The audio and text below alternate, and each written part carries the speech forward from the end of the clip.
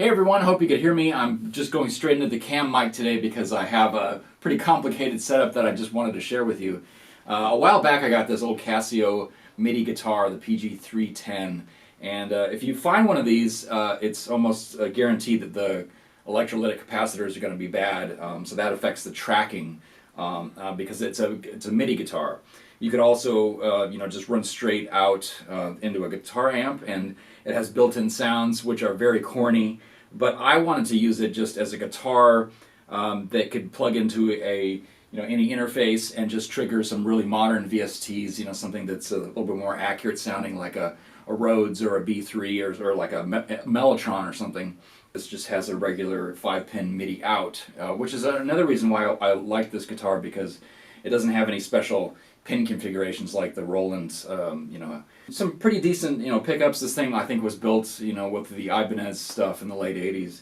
So anyway, I just want to show you what I have going here. I have the guitar going direct into this Apollo 8 interface with a pretty great sounding amp simulator. It's the Fuchs Train 2, and this comes with this Apollo 8.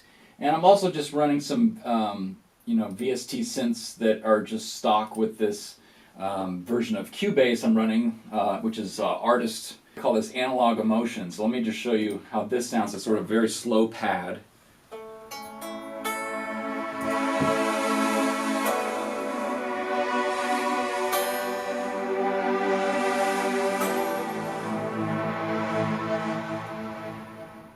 So the reason I have it set up slow is so I could kind of play kind of quicker leads in between chord changes, and it's not going to just do all this false triggering, which is a problem I find with MIDI guitars, is that every single thing is getting triggered, and it just sounds really unnatural and kind of cheesy.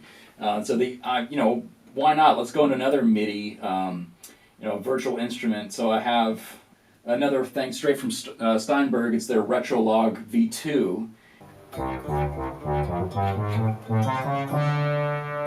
And I have it set up so I don't actually know how I did it, but it doesn't pick up the pitch bends, which is what I want, because especially if you're playing through like a piano sound, there's no pitch wheel on a real piano, or a B3 for that matter. So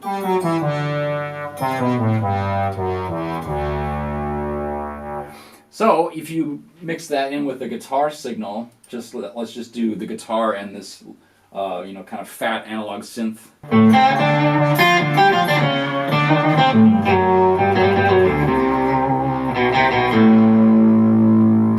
Now I'll play something with a drum loop that I just grabbed from the Abbey Road's drums, and I actually use this for pretty much every backing track, unless my buddy Stefan in Germany is giving me a drum track. There's a lot of ambient guitar players out there I know that really want this stuff happening from pedals, but this is cool because you could isolate all the channels. The guitar is always going to stay isolated from all these pads and everything, so you could manipulate it later. So just something to think about.